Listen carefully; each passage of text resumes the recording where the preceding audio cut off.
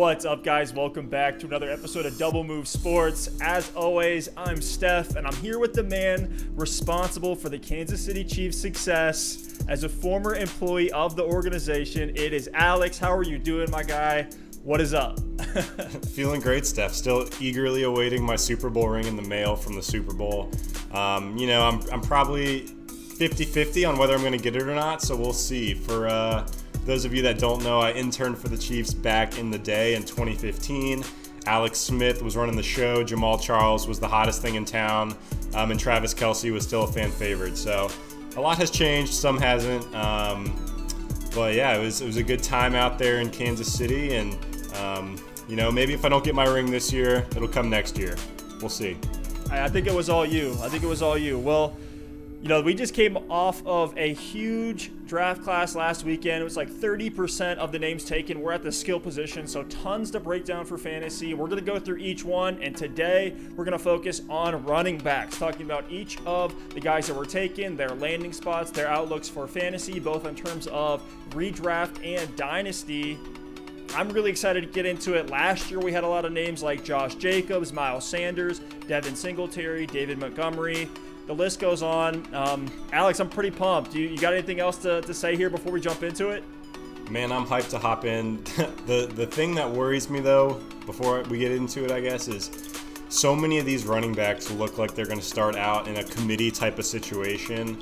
It's tough right now. These are just kind of like our first instincts, our first reactions for this season and beyond.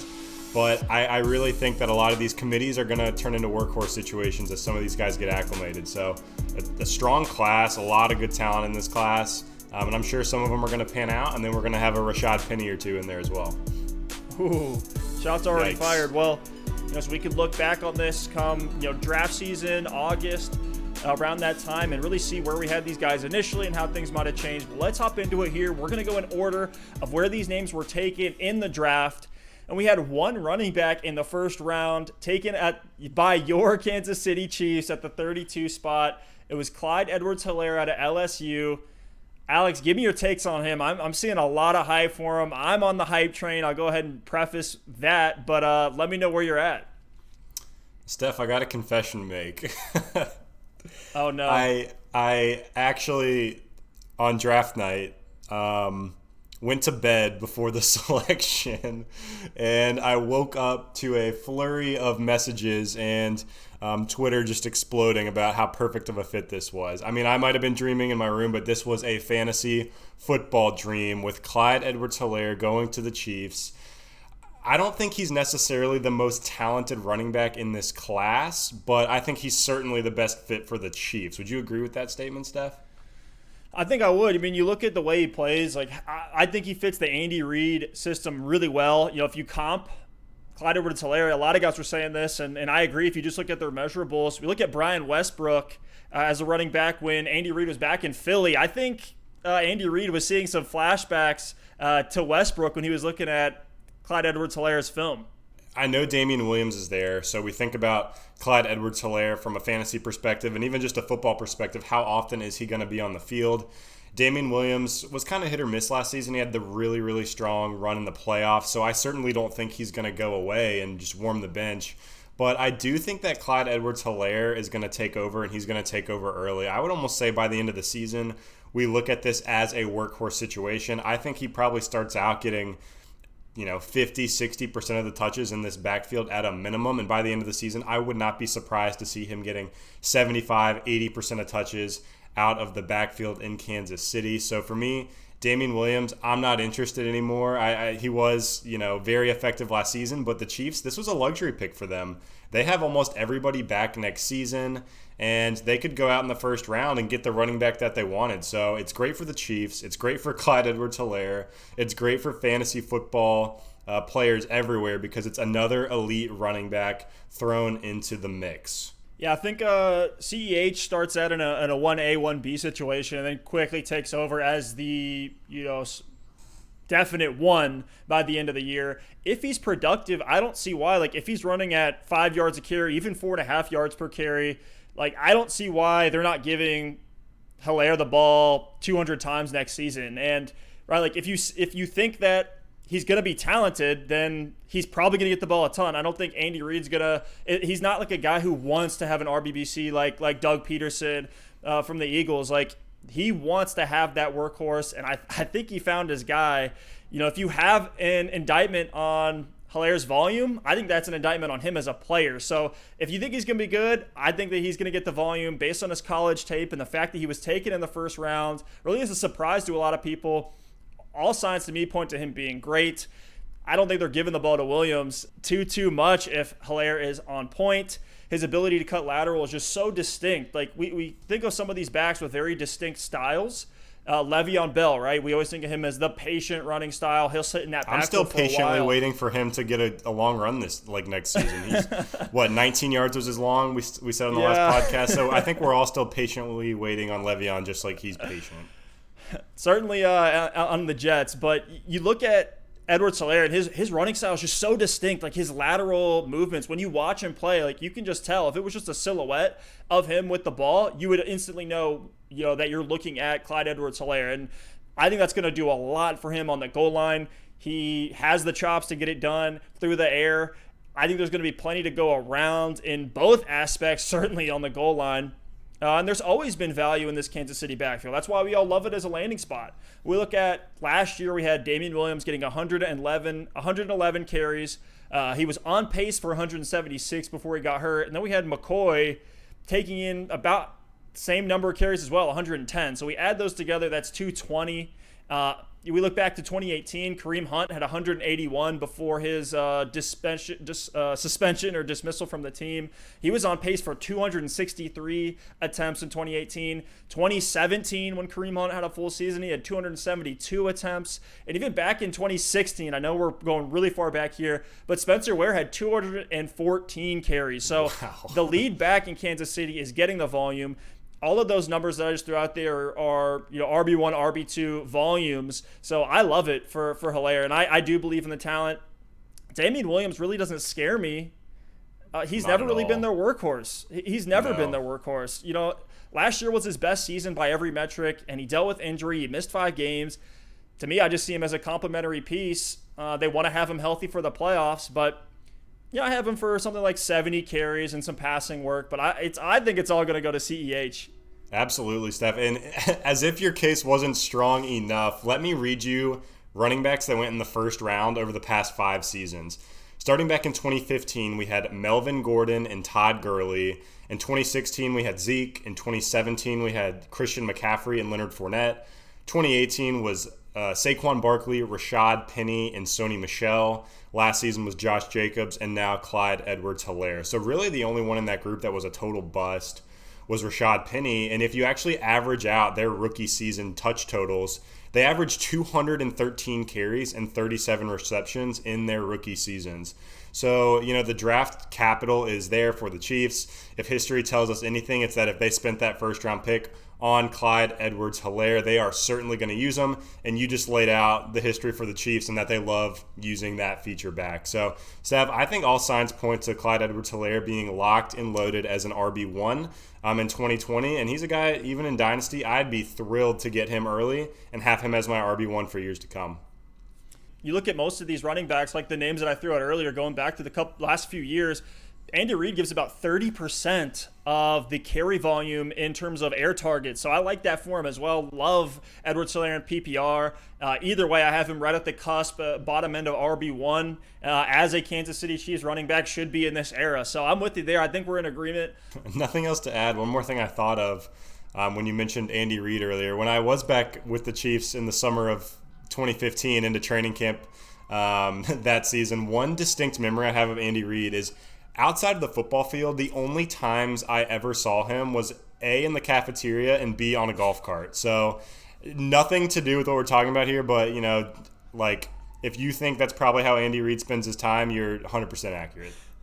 Now, was he in Hawaiian shirts in all of those appearances? He was not, but he was, it was obviously hot and humid, but the shorts and the cankles were out, guns a-blazing. Let's talk about another name that was taken only a few spots later at the 203 was DeAndre Swift. I had him as my top running back prospect prior to the draft, and he goes to somewhat of a gross landing spot in the Detroit Lions. What do you think, outlook-wise, we should be thinking here for Swift from a fantasy perspective this season and a dynasty perspective long-term? This one's tricky because he was my top prospect going into the draft as well at the running back position, and it's truly a case of great talent in a bad fantasy situation. We talked about CEH, and he's a great talent in a great situation. Swift, you only get one piece of the pie. So I look at him this season, and he's one of those guys locked into a committee. I think he's going to be potentially an RB2 this year, maybe a low-end RB2. But the problem is Kerryon Johnson is still there in Detroit. Yes, he's injury-prone, but no, we can't bank on Kerryon Johnson for 100% certainty getting hurt again this season. And Kerryon's still young, and the Lions want to use him. They believe in his talent, and I truly believe that. Well, maybe I don't as much now that they went out and took Swift early in the second round, but they're certainly not going to put Kerryon Johnson on the bench like we're expecting the Chiefs to do with Damian Williams. So, I think this is a timeshare. I think it slightly favors Swift on the season in terms of touches.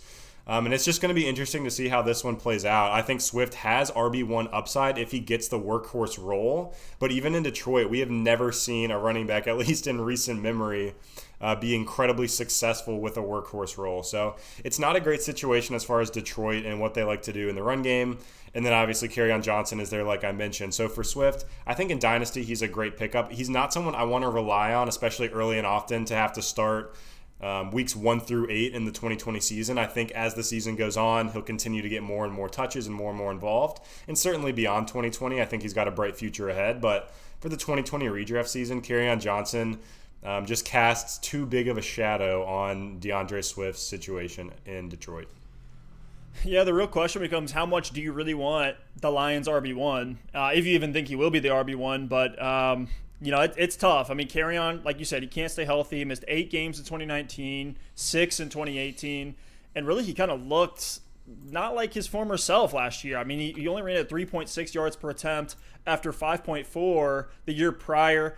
Listen to this. The Lions haven't had a top 24 fantasy finish in PPR since Joique Bell in 2014. No. That's so gross. I hate Joique saying Bell. that. That's a trip down memory lane right there. He's one of those names that you bring up. It's like, who are those guys that won you a championship in fantasy that you never heard from again? Joique Bell is always top of the list. The only way I really see Swift getting to his ceiling, which I think is a high-end RB2, is if they feed him through the air.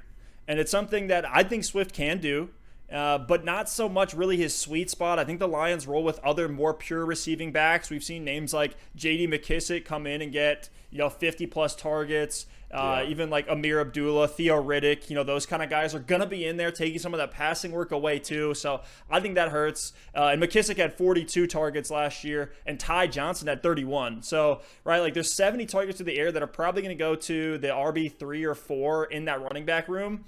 One thing I want to throw out there, and this kind of speaks to Detroit's rushing woes, is Football Outsiders has their O-line at 20th, and Pro Football Focus actually had them at 11th last season, which was blew my mind a little bit when I was going through their offensive line. But one of the big takeaways was they let Graham Glasgow walk in free agency. He signed with the Broncos. That was one of their best offensive linemen, if not their best. They did draft 2 guards in the 3rd and 4th round, but I just don't really like the situation for Swift, even if he gets the volume. So to me, if he falls in a draft, I'll take a flyer on him. Why not? We're always looking for running backs that can take over. You look at Kerryon's probability to miss some time. I like that for Swift, but I mean, Vegas has Swift at the 2nd highest odds to win Offensive Rookie of the Year. What are your thoughts on that? That's brutal. There's no chance. I don't know who's taking that bet. But yeah, I know I'm with you. I think you made a lot of good points about the Theo Riddick type back, and something that's interesting about this pick is that J.D. McKissick is out of town. He signed with Washington, so I almost feel like not half the reason, but a piece of it has to be in the past they've had their feature back, which might be a 1st and 2nd down guy, the scat back that's going to get the receiving work like the Theo Riddicks, the J.D. McKissicks, and then even like a goal line back or a guy to come in and spell their feature back. So they've really like Garrett Blunt? Yeah, a big committee in the past. And part of this move to me is saying like, hey, instead of using 3 guys in a running back rotation, let's try to use 2 guys and move forward and channel everything through Swift and Kerryon Johnson. Maybe that'll help Kerryon Johnson stay healthy. Maybe that'll help Swift not run the tread off of his tires too soon. So for me, no, I'm with you. I think Swift is a low-end RB2. Kerryon Johnson, I think, is still an RB3. I certainly think there's going to be weeks where both of these guys are startable. It might just be a guessing game on picking which one's going to get the touchdown this week or which one's going to get 5 targets this week, and I just don't want to play that game every single week. If we compare the situation to Clyde Edwards-Helaire, it's like if Helaire is just taking over, running really efficiently, I think all the carries go his way, whereas I don't see that necessarily being the case for Swift. And even if we look at, we threw out some of like the goal line backs and different backs that Matt Patricia's had, like he was giving a large percentage of the carries to LeGarrette Blount, even when Kerryon Johnson was so in bad. There fresh. Like Kerryon Johnson was fresh. It was his first year in 2018 of running at 4.5 yards per clip. So it's like you're still giving LeGarrette Blount all that volume. It's not a clear situation like that to me. So that's why I have Swift relatively far down compared to some of these other names. Something else that's just really interesting, Steph. I'm doing a little bit of recon right now, and Kerryon Johnson just in 2018, 2 seasons ago, was drafted early in the 2nd round. So for me, he's 1 year older than DeAndre Swift. So I don't see them just kicking him to the curb right away because he had one season where he wasn't quite as efficient and got hurt. So I think they look at this as a young 1-2 punch, and if they can both stay healthy, they're going to have one of the best 1-2 punches in the league. So unfortunately, as fantasy owners, that means neither of them is probably going to rise to that elite level that we think they can get to. Maybe good for the Lions, but from a fantasy football perspective, you really hate to see it. Well, talking about another guy in a committee where we can really go either way is Jonathan Taylor, who was taken at the 209 spot in this draft. He's out of Wisconsin, and the Colts actually traded up for this pick. You can read into that, create your narratives if you want to, but this is a tough one for me. I want to say Taylor is that next dominant workhorse running back, but it kind of enters a crowded situation. We have Marlon Mack there with a year left. I believe Mack's like 24 years old, so still in a very much a prime window. We have still Nyheim Hines there, which a lot of people liked when they signed Rivers as a pass-catching scat back there. To me, Taylor will be in a 1A, 1B situation, but I do think he has that Clyde Edwards-Helaire possibility to fully take over. Alex, do you agree? I do. As our Colts fan, do you agree? Man, I was so hyped about this pick when it happened. I had what I wanted the Colts to do going into the draft, and it's like get your receiver, which they did. I'm excited about Pittman. It's get some inside linebacker help, which there weren't a ton of guys on the table, so I don't blame them for kicking that to the side and going out and getting some other positional help. But when they drafted Jonathan Taylor, man, I was ecstatic because that's almost like a luxury pick for the Colts. Yeah, Marlon Mack has been good and he's been getting the job done, but Jonathan Taylor is just a step above Marlon Mack from an athleticism perspective, from just an elite running perspective. He can catch the ball. He can do it on the goal line. He can take your first and second down work. He's the build of a true workhorse back in the NFL, where Marlon Mack has a lot of strength, but he's not quite as well-rounded. And even his top speed isn't quite there with Jonathan Taylor's. We saw him blaze that 4.39 40 at the Combine.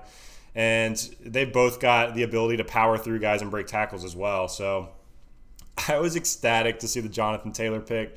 I might be reaching on him in drafts this year because I'm with you. I think he has the potential to get to that RB1 level. But as long as Marlon Mack is there, I'm just not quite sure that, the Colts are just going to get rid of Mack. I know Chris Ballard came out and said, no, we're not going to trade him. No, we're not going to cut him. I still think there is a chance that by the time the season starts, Marlon Mack is either traded or cut. And if that happens, Jonathan Taylor truthers are going to go wild. His ADP is going to skyrocket. But I love Taylor. I think he's a great talent, but I think it's similar to the Lions situation. I actually have the Colts situation a little bit higher than I do the Lions, just because they have that elite offensive line. Oh, yeah. And they love to run the ball, and they run it well, and they historically have done it well over the past several seasons. So I like Taylor as a locked-in RB2 this year. If something happens to Mack, or if Taylor really starts to take over, I think he could finish as an RB1. He's talented enough to do it. This Colts team is formulated in their scheme, fits that narrative as well. And then for Marlon Mack, I think he's in that Kerryon Johnson territory where he's still going to get carries, maybe 10 to 12 a game, but his upside is capped. I think he's an RB3 at best. Jonathan Taylor to me is like seems like the Zeke 2.0. If you think about if let's say in this draft it's a few years ago and the Colts take Ezekiel Elliott, that's kind of how I see the situation here. And when I asked myself that if they did take Zeke here with Mack and Hines there, where would I have him? So that's kind of how I'm trying to think about this move and kind of stat him out.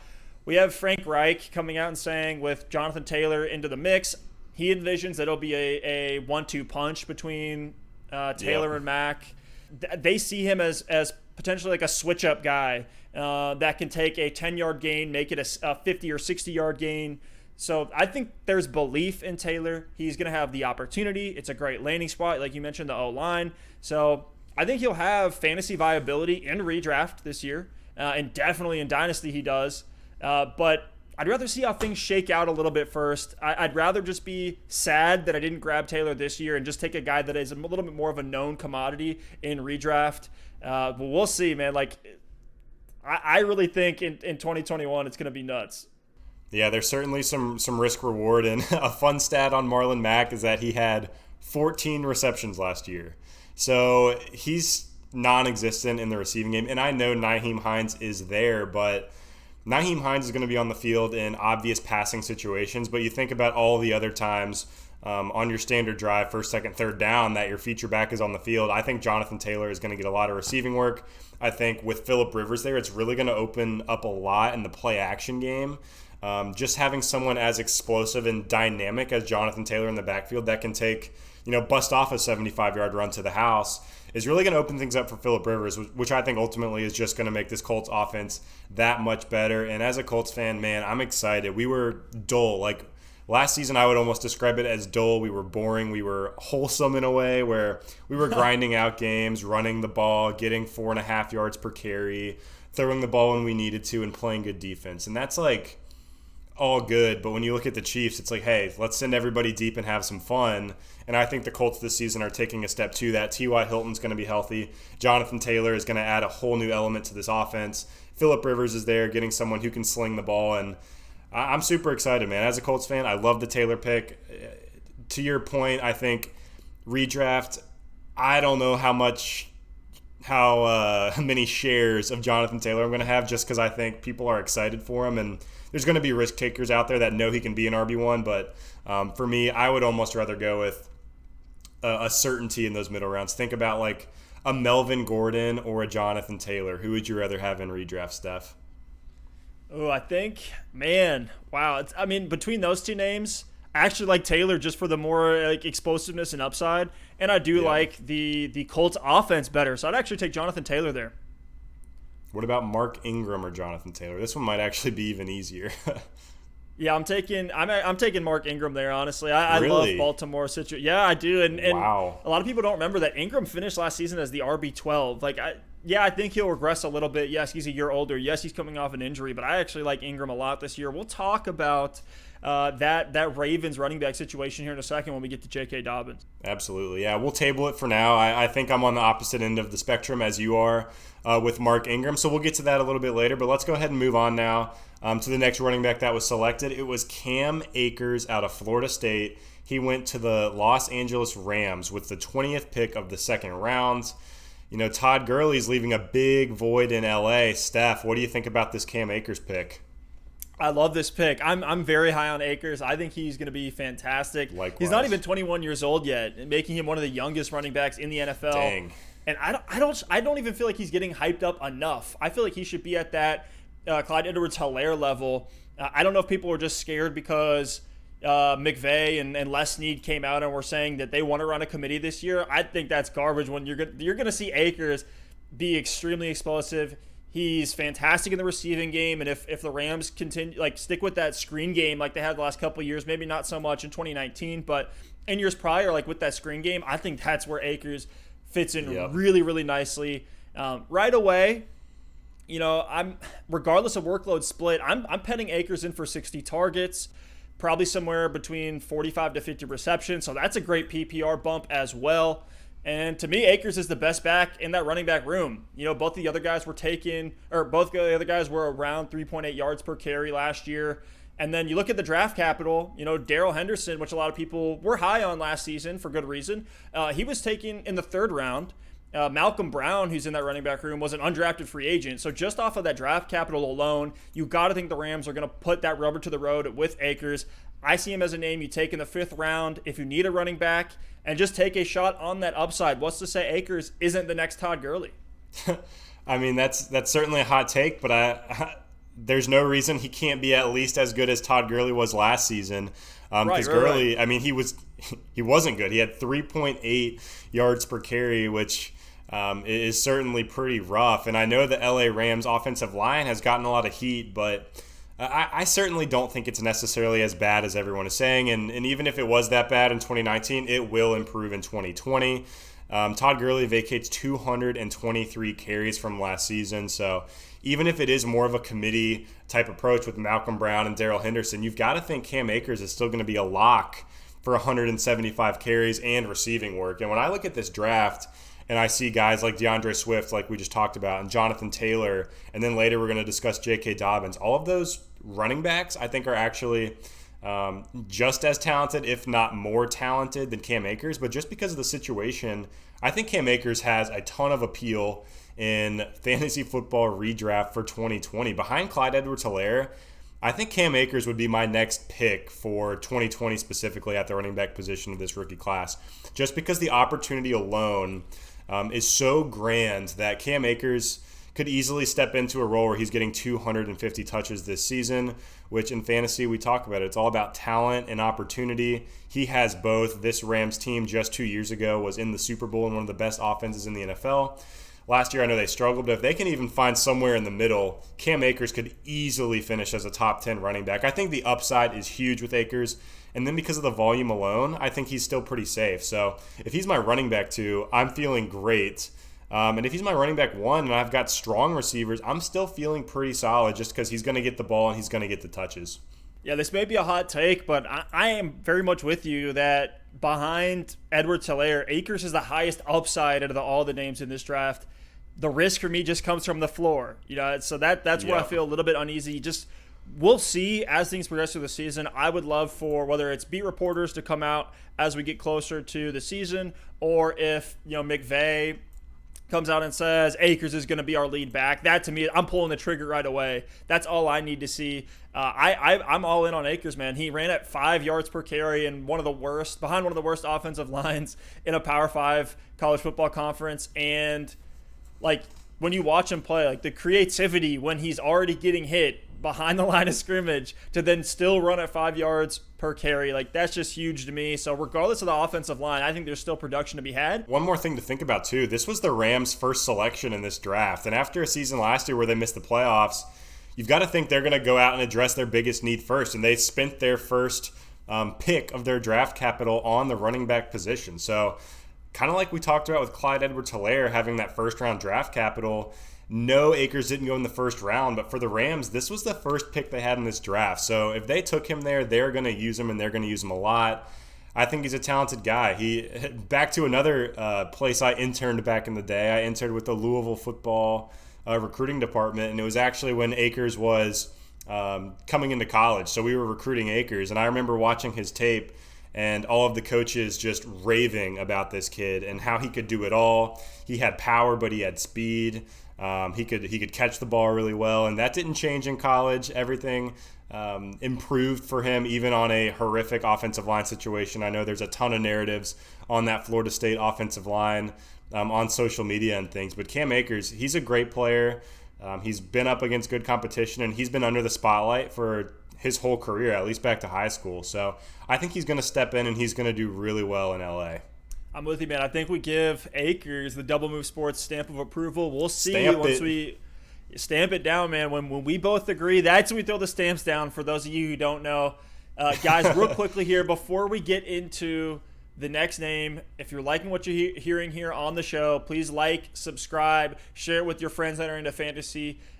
All of that really helps us, and we're putting the work in. Follow us on social media. We're on there every single day, engaging with you guys, posting clips, graphics, asking for your rankings, trying to get a feel. One of the polls I put out there was looking at some of the volume for these names, and whether you have a strong opinion or not, it's really cool to see what the rest of the community is saying. So hit us up there. The next pick going through the second round was a name that I thought was an absolute steal, with J.K. Dobbins falling to the Ravens. J.K. Dobbins out of Ohio State. And I believe in Dobbins, especially in this offense that was far and away the top rushing team. When we're including Lamar Jackson's numbers in there. To me, Dobbins, though, is going to be like a Devin Singletary type of situation this year. He's going to have huge breakout potential in 2021. But it's another situation where it's a crowded running back room. We have Ingram. Gus Edwards is still there, and I'm pretty sure Justice Hill is still there. You can correct me if I'm wrong. You're correct. So Ingram was there, and he had a great season last year, 13.5 attempts per game, 5 yards per attempt, 29 targets. Gus Edwards was actually seeing 8.3 attempts per game, which was pretty surprising to me. I didn't think he had that much volume, and had 5.3 yards per attempt. So the efficiency is there. The question is Dobbins going to see that volume? I'm curious to hear what you think, Alex. Oh, man. This one's tough because I think it's going to be just about as close as you can get to a 50-50 split. I'm out on Ingram this year. I would rather have DeAndre Swift than Mark Ingram. I would rather have David Montgomery than Mark Ingram. Quote me on that one, Steph. Wow. Hot takes here. But it's tough. This Baltimore Ravens offense has plenty of carries to go around. They ran it almost 600 times last season. They were at 596. But with Ingram and Dobbins, I do think that Gus Edwards is going to get phased out. Edwards had 133 carries last season and 711 yards, which is, actually pretty solid. People don't realize Gus Edwards, the Gus Bus himself, had over 700 rushing yards. So super impressive. But unfortunately for Gus, I think he finds that third spot on the depth chart, maybe fourth, because Justice Hill will get some receiving work. So I think a lot of that volume that Gus Edwards saw last year is going to go straight to J.K. Dobbins. I think Dobbins throughout the season is going to continue to get ramped up. I think that's something we see often in rookies. Think about just last year. You had Devin Singletary and Miles Sanders, both super talented guys. And by the end of the season, they were featured in their respective offenses. So I think that's going to be a similar situation here in Baltimore with Dobbins. And I actually have both Dobbins and Ingram as lower-end RB2s. It's tough because with a lot of these other situations, we've talked about it. It's going to be a timeshare. Both guys are going to have weeks where they're effective, but it's just going to be really hard to play that guessing game on which guy's going to get the touchdown that week or which guy's going to get the 5 targets. And in this offense, I certainly think Dobbins will be more featured in the receiving game than Mark Ingram. But I think Mark Ingram is going to finish the season with more touchdowns than J.K. Dobbins. So because of that, I think both of them are going to cannibalize each other a bit. I honestly don't think the Ravens are going to run the ball 596 times again either. And Lamar Jackson is surely going to get his share of carries. So just because they're not going to blow teams out by 40 points a game and sit their starters in the fourth quarter, I think there's actually going to be a higher split of passing volume versus rushing volume for the Ravens. Still will be plenty to go around, but I don't know that we're going to see, both Mark Ingram and Lamar Jackson run for over 1,000 yards while J.K. Dobbins is still able to get 750, 800 yards. I just don't think that's realistic for next year. Steph, some hot takes baked in here, some hate on Mark Ingram, but tell me where you think I'm wrong. No, I mean, I agree with a lot of it. I think, Mark Ingram having a down season is in the range of outcomes, and Dobbins could take over if he shows a lot of promise early. But we know every piece in this rushing offense is going to be efficient. They're going to have the upside. You can potentially plug them in every given Sunday, but I'm just not ready to crown Dobbins as that top name, even at 150 attempts. I love his potential, but I don't see him moving into a clear 1 or even a 1A spot like some of the other names we've talked about. To me, he's a handcuff in redraft. He's a dynasty stash, certainly for 2021. Yep. Love Dobbins. Really, the question is he going to be Ingram's successor, or is he going to be, another guy in that stable, another type of Gus Edwards, Justice Hill that helps the team, but isn't necessarily the guy you want in fantasy? So 2021, I love him, but for this year, I'd rather take any of the names that we've talked about so far. Yeah, no, that's a great point. I think this could be the season that's kind of the changing of the guard, where we see J.K. Dobbins get ramped up. Maybe it is close to that 50-50 split, and then Ingram will be just another year older in 2021, so maybe that's where Dobbins starts to take more of that workhorse role. I sounded like I hated on the pick a little bit there, but I actually love this move for Baltimore. They're a team that wants to run the ball and run the ball and run the ball, so they went out and got a super talented running back that fell right into their lap in the draft. So I love the move for Baltimore for fantasy football, though. I'm staying away from Ingram this season for sure. And then Dobbins, I might get a couple shares just in case something happens to Ingram as that handcuff. And in Dynasty, I do love him. If he's my RB3 and I don't have to start him every week in Dynasty and I can stash him and hold him for next season, that's a great situation in my eyes. Yeah, Ingram has a potential out in his contract in 2021. If they do keep him on the Ravens, they're paying him $5 million base salary that year. So I think it's very, very likely that they're setting Dobbins up to be fantastic later on. Just don't really like it this season for all the reasons we've thrown out there. Let's move on to A.J. Dillon, who was taken at the back of the second round, and a pick that stunned a lot of people.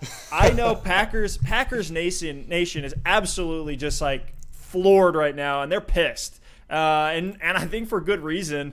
The last time the Packers took a running back as high as the second round was Eddie Lacy back in 2014. We have Aaron Jones and Jamal Williams becoming free agents next offseason. So there's certainly, long-term dynasty potential in Dillon. But Alex, what are your takes on this situation? I think it kind of hurts all those running backs there. The only pick that might have been more head-scratching than this one was the Jordan Love pick. So Packers fans, I'm sorry. We're with you. You're in our thoughts. But, oh my gosh, this is tough. A.J. Dillon, first let's talk about him. I think A.J. Dillon's a great player. He is what you call a bruiser. 6 foot, 247 at the running back position. And as a Louisville grad and a Louisville football fan, I am still scarred. Steph, I don't know if you remember, but A.J. Dillon ran for 272 yards and 4 touchdowns against Louisville in 2017. I remember it to this day, and here we are. A.J. Dillon's a Green Bay Packer. So, again, the pick didn't make any sense to me. They have Aaron Jones and Jamal Williams. One thing that's interesting, though, is that both Aaron Jones and Jamal Williams are in contract years. So maybe they're planning to let one or both of those guys go. Jamal Williams, I've seen some rumors as a cut candidate. So if it was just Aaron Jones and A.J. Dillon, maybe that makes a little bit more sense for the Packers. But I'm certainly not interested in A.J. Dillon for 2020. He's just a stash at this point. He's a handcuff and a dynasty stash. But for Aaron Jones, I think this really takes away a touchdown or two from him. Aaron Jones tied for the league lead last season in rushing touchdowns with 16. And I have him at considerably less touchdowns this season. I have him around 8. And because A.J. Dillon is such a bruiser and they spent a second rounder on him, I could easily see him getting 3, 4, 5 touchdowns. And as an Aaron Jones owner in fantasy football, if that's the case, you are just going to be clawing your eyes out and you are going to hate A.J. Dillon. So I see that vulture situation happening on the goal line and in short yardage situations, which really does dampen my expectations for Aaron Jones. But yeah, I'd take a shot on Dillon in Dynasty, and I still like Aaron Jones just fine. I think he's an RB1 consideration this season, but definitely a head scratcher. Yeah, if we look at I call LaFleur Baby Shanahan. So if we look at Shanahan, right, his mentor in San Francisco, we look at it last year. It all makes sense now. Well, you look at San Francisco's running backs. They were second in the NFL in rushing, but had 0 1,000-yard rushers. So I see that being the case here, where probably none of the 3 running backs that we're throwing out there in this Packers RB room are going to hit 1,000. Dillon could be a touchdown vulture. I really look at him like an Eddie Lacy comp. Like I think he's pretty, just pure bruiser who will have his moments inevitably, but. No, I'm with you 100%. There's not really much that I have to add. I think Jamal Williams is done fantasy-wise. Yeah, he was actually okay as a flex last year at certain times. He was great in the receiving game. And, Steph, who do you think the handcuff to own is in Green Bay? It's got to be Dillon, right? For me, I think it is Dillon. Just because, Williams is we think of him as more of a third down back, even though he can still take it on first and second down as well. That's true. You know, if we believe that the matchup is going to be high scoring for the Packers, I'd probably go Dillon, right? Because I want him to get that goal line work. I want to have those scoring opportunities more than I maybe want, 5 checkdowns from Rodgers going to Jamal Williams. Yeah, no, I agree with you there. It's frustrating because the last 2 seasons, there's the whole free Aaron Jones trend going around. Let this guy run, let him be the workhorse back in Green Bay. And last year we started to see it some games he was a bit inconsistent, and then now they just bring in another running back in the second round. So that you've got your receiving back, you've got your goal line back, and then you've got Aaron Jones. So it's just going to be more dilution of the carries and the touches there in Green Bay. So let's talk about another name taken in the third round, one that is in another crowded situation, just like Dillon. It's Antonio Gibson. He was kind of a running back wide receiver hybrid coming out of Memphis. He was taken at the 302 spot by the Washington Redskins. Is this a name that you're looking for in any drafts?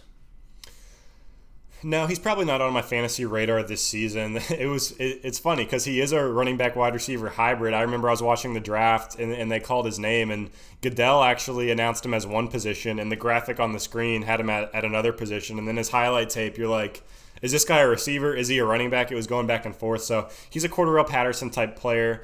I don't see immediate fantasy value for him in Washington, but I certainly like the pick for the Redskins. They're depleted on the offensive side of the ball. Their running back situation is actually really tough. It's Adrian Peterson, Peyton Barber, Darius Geis. So I could see this guy getting thrown in the mix as a utility player and maybe making some plays. They need any kind of dynamic players they can get.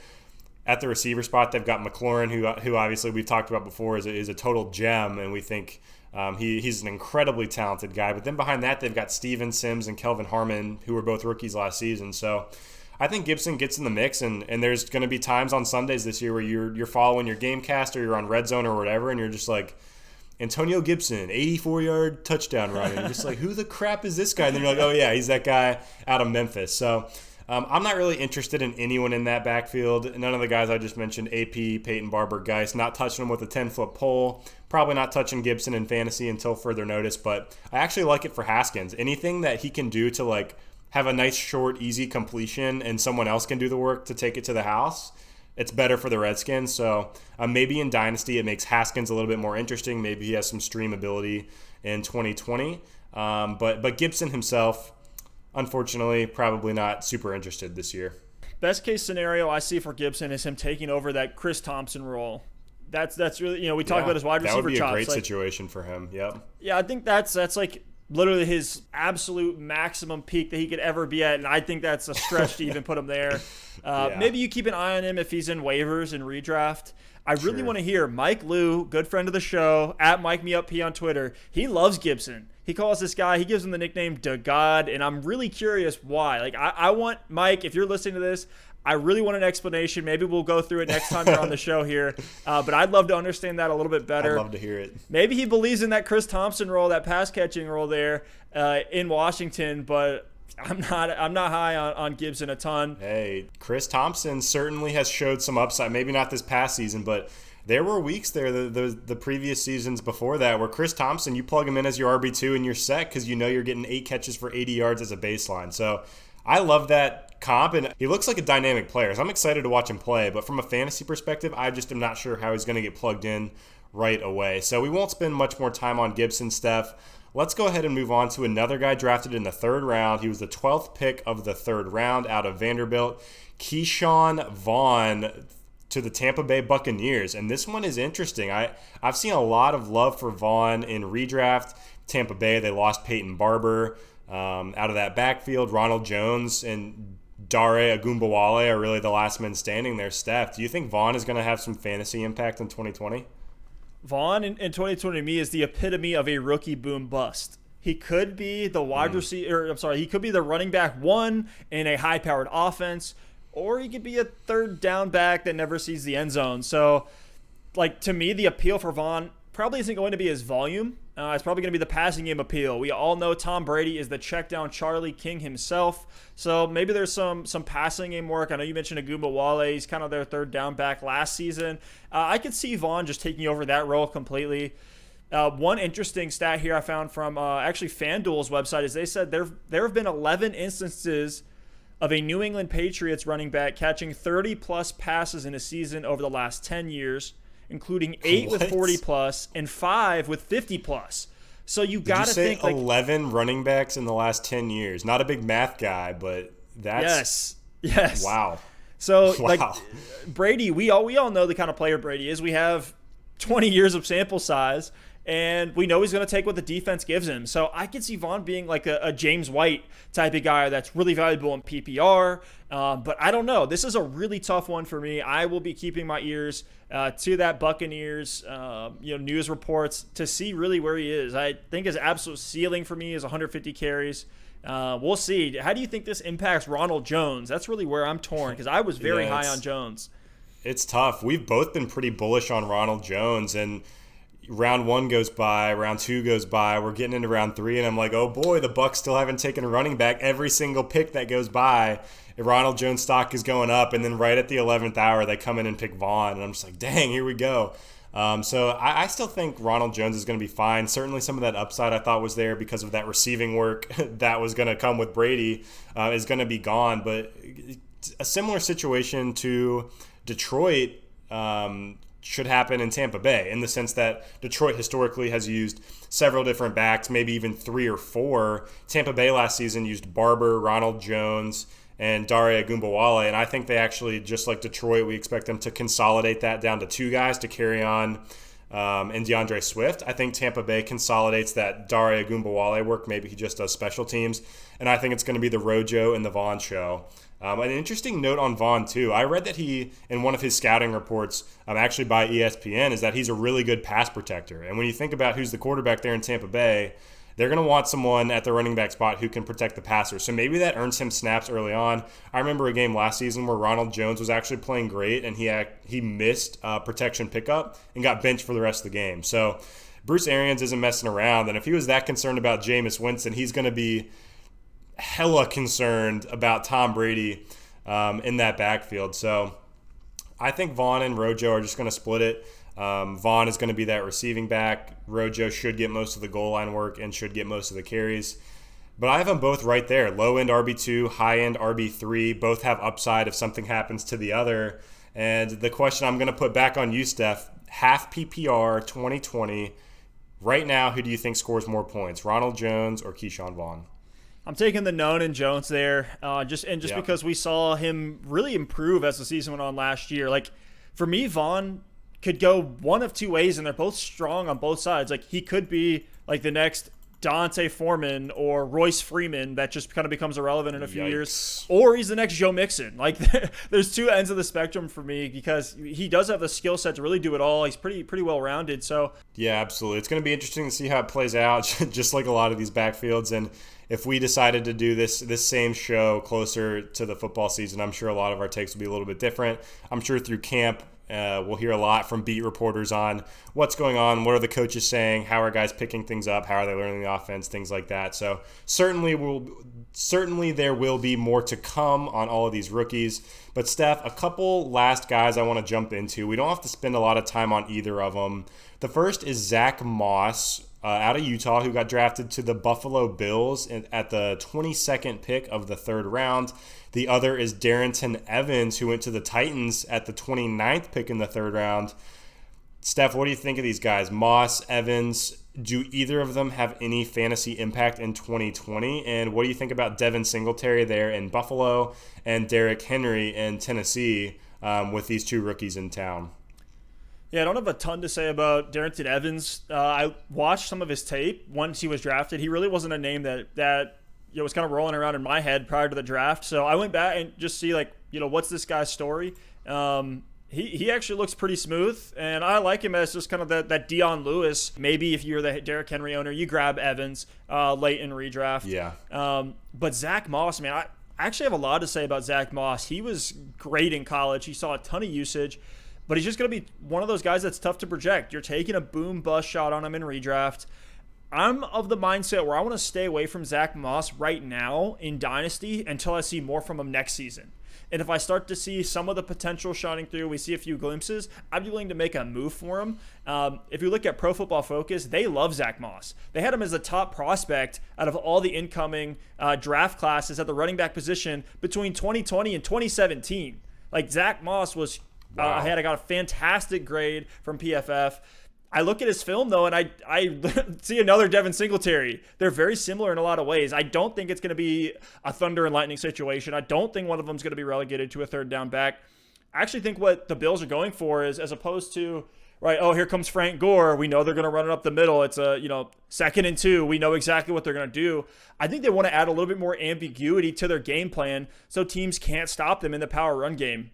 I actually think this hurts Singletary. I think Moss will get usage, and I actually think he'll be great for the Bills, but not really a guy I'm looking at in fantasy. It'll be a 60-40 split right now. I think your best hope is that the Bills are fantastic next year, and both of them are valuable. I'm with you there to an extent. I think Moss actually does complement Singletary from a skill set perspective a little bit better than you outlined, and maybe we're splitting hairs here, but Moss is 5'9", 223, so he is a stocky guy.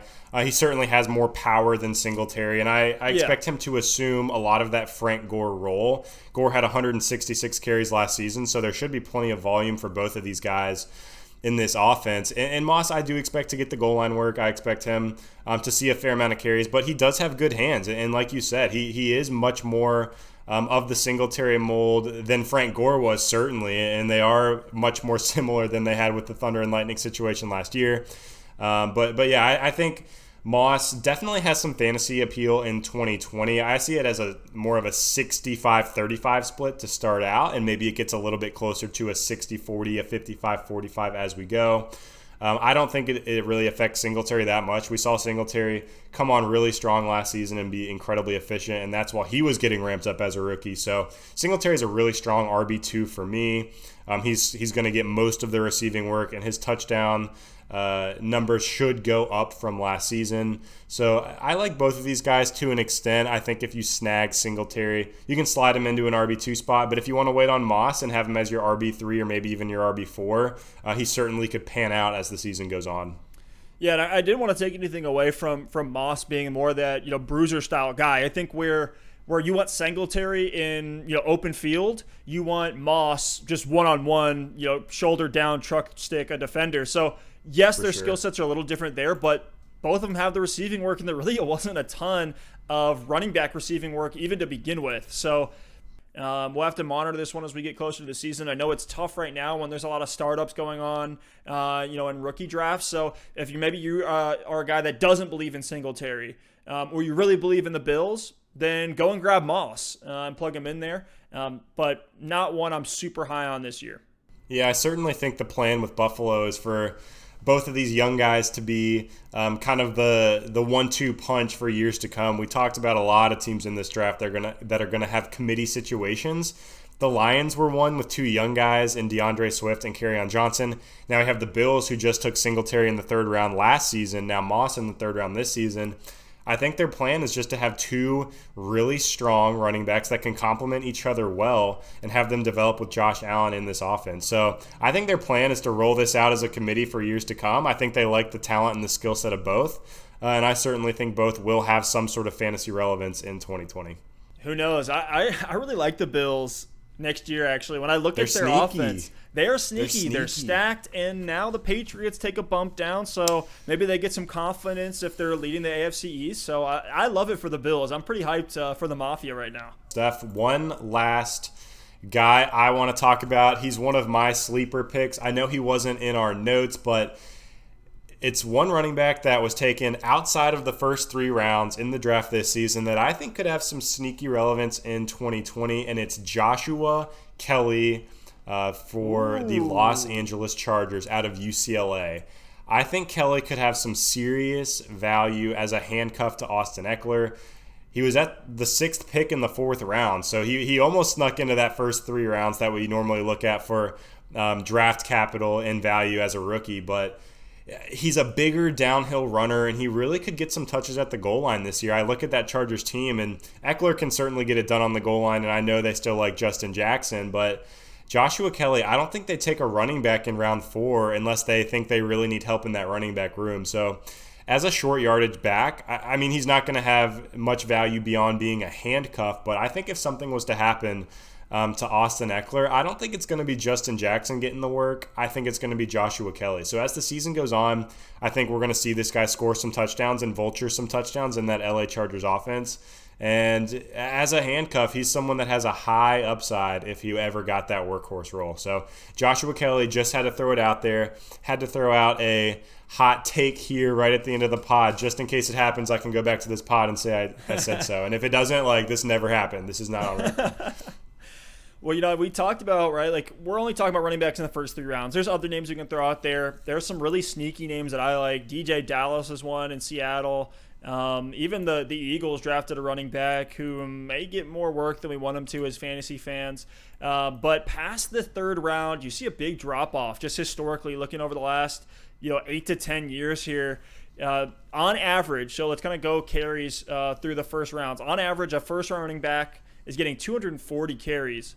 On average, a second-round running back is getting 146 carries. A third-round running back is getting 104 carries. And then 4th round, it's 71 carries. So there's some big drop-off there. You don't want a running back in fantasy that's only getting 71 carries, and you really don't want a guy that's only getting 100 if you're going to be plugging him in every single week. So yeah, just keep that in mind. Like, maybe there's some deeper names. We think of some guys that blew up that were drafted outside of those first 3 rounds. I believe Kareem Hunt was one of those. So, maybe there is some value, but I think those are all the names that we needed to touch on. Alex, I know there's one more backfield that we want to break down here. I know there wasn't really a drafted name there, but a move that was made during the draft was the Niners' Matt Breida moving over to the Miami Dolphins. So now we have another committee, right? Jordan Howard, Matt Breida. Here we go. Who's taking over? Who do you see as the clear RB1 in Miami? Yeah, just to clarify your previous point on Hunt, he was in 2017, round 3, pick 86 overall, but certainly a star in the making early in his career. I remember his first game, he went for like 35 fantasy points. So certainly I think some of these guys in the 3rd round are going to have some tremendous value. But back to Miami, man, I was getting excited, kind of, sitting on Jordan Howard thinking, man, like, I don't know how valuable the Miami Dolphins primary running back is going to be. But then you look at some of the other situations in the league, some of the other guys getting drafted into committee situations, and you're like, okay, Jordan Howard, he's still there on his own. He's still there on his own. And you get to round 5 and you're like, he's still there on his own. And then you start to get interested. You're like, I might draft Jordan Howard. I might, maybe he's sneaky. And here we go. Matt Breida traded to the Dolphins. I expect this to be just about as close to 50-50 as it gets. Breida should get most of the receiving work. Jordan Howard should get most of the goal line work. I think they're both right there in running back 3 territory. The crazy thing, though, about this backfield is both guys are only 25 years old, and even as early as last season, they showed they can still get it done. Breida was 7th in yards per carry last year with the San Francisco 49ers. I really don't think he's going to be that high this year. He's going to see what a real offensive line is like and what all these other running backs in the league are dealing with in Miami. And Jordan Howard last year, he was actually RB15 in half PPR through his first 9 games. After that, he went out with injury. But as long as he played last season, he was RB15 in half PPR. So both of these guys certainly have juice. I think they're both going to help that offense. I think they're going to be not quite as fantasy relevant as we want them to be. They're certainly going to be better than Patrick Laird. And it's disgusting how much attention Patrick Laird got at the end of last season as like a sneaky stream or a sneaky starter. So the fact that, Laird was a starter, I think Breida and Howard are going to be very fantasy relevant next season. RB2 at best, mid RB2 at best for Jordan Howard just because of the touchdown upside. But yeah, I'm probably staying away. I wouldn't mind having him as my RB3 or RB4, either of these guys. If I can snag Breida or Howard late, just someone to play during bye weeks. If something happens to one or the other, it's going to skyrocket the value of the last man standing. But not super interested, but certainly happy with either as a plug-and-play type of player. Steph, am I far off there? Are you higher on one than the other. I really can't decide. Like, I think I'd probably lean Howard, but, I think they're close.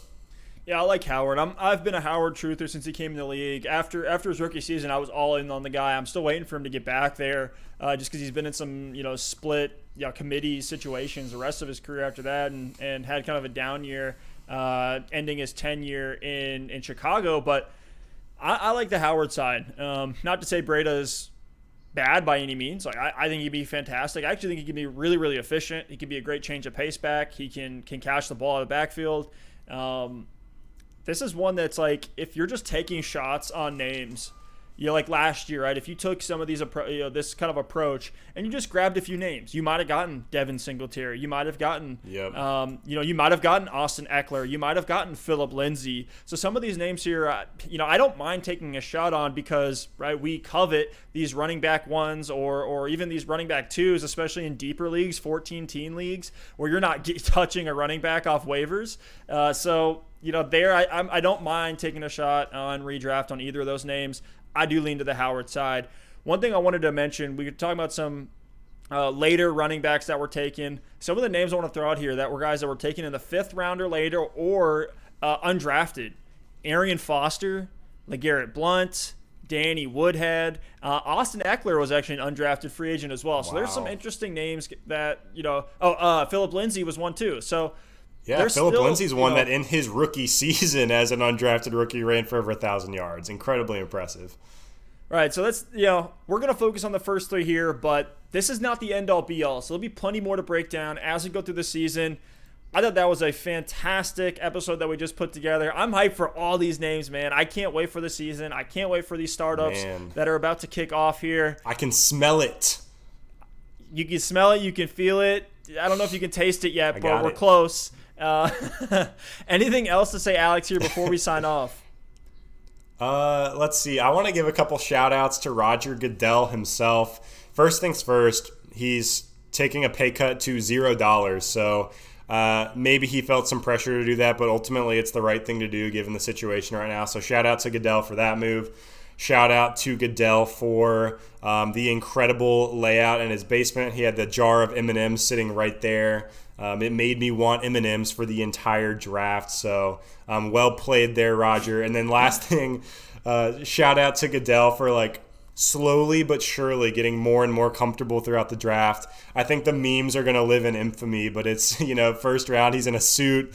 By the end of the first round, he's in a sweater. By the 6th round, he's sitting on his lounger in a t-shirt. So honestly, though, all jokes aside, I think the NFL and all the networks involved did a great job with that draft. I expected it to go off with a lot of technical difficulties, and it seemed to go off without a hitch. There were a couple small things, but all in all, I think they exceeded all expectations. It went fairly smoothly. They still were able to really feature all of the families in their homes and things like that and show that emotion. So it was great. It actually was the most watched draft of all time, so I think we're all just itching for sports to be back. But yeah, it got me excited, man. We're there. We're almost there. We at least know where everyone's going to be. We can start really looking at our teams and looking at depth charts and looking at rankings. And before you know it, it's going to be training camp time. So that's all I got for today. I'm just hyped up. I can smell it. I can't quite taste it yet, but I can definitely taste those M&Ms in Goodell's basement. I love it. Well, guys, thank you all so much for watching. Like, subscribe, follow us everywhere, and we'll see you next time.